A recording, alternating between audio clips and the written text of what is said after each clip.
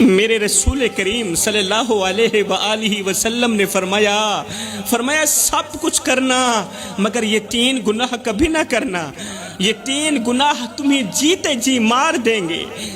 تم سانسیں تو لیتے رہو گے مگر سکون نہیں پاؤ گے، چہرے پر ہنسی تو ہوگی مگر تمہارا دل قبر سے بھی زیادہ تاریک ہوگا۔ پوچھا گیا یا رسول اللہ سونیا جلدی بتائیے نا وہ کون سے 3 گناہ ہیں؟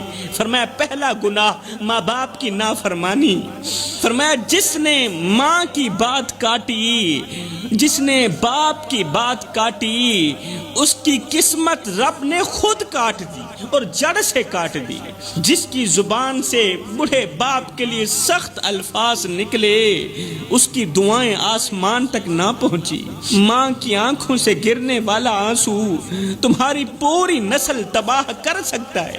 خدارا اپنی نسلوں کو بربادی سے بچاؤ، تباہ کرنے سے بچاؤ۔ ماں کی آنکھوں سے آنسو مت نکالو۔ باپ کی خاموشی اگر بد دعا بن گئی تو تمہاری دعاؤں کو آسمان پر پہنچنے کا راستہ ہرگز نہیں ملے گا۔ جس نوجوان کی رات ماں کی فکر کے بغیر گزرے، اس کی صبح کبھی روشن نہیں ہوتی۔ اللہ اکبر۔ میرے رسول کریم نے فرمایا دوسرا گناہ مر جانا، مٹ جانا، اللہ کے ساتھ کسی کو شریک مت ٹھہرانا۔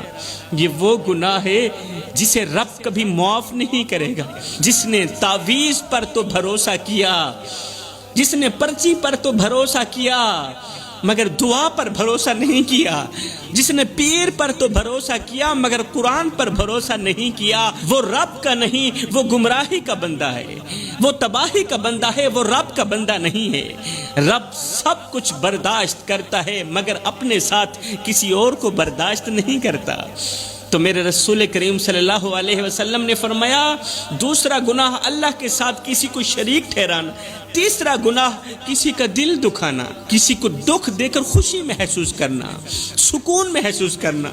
کسی کو اتنا مت ستاؤ کہ وہ اللہ کے سامنے تمہارا نام لے کر رو پڑے، کیونکہ جب مظلوم کی آہ عرش تک جاتی ہے نا تو ظالم کے محل مٹی میں ملا دیے جاتے ہیں، پھر طاقتوروں کے محل مٹی میں ملا دیے جاتے ہیں جب مظلوم کی آہ عرش تک جاتی ہے۔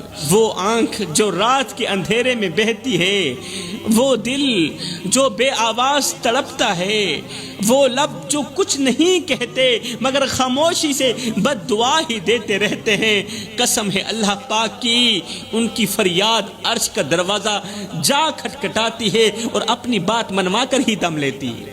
ایسے مظلوموں کا رونا، ایسے دکھیارے لوگوں کا رونا اللہ سے اپنی بات منوا کر ہی دم لیتے ہیں۔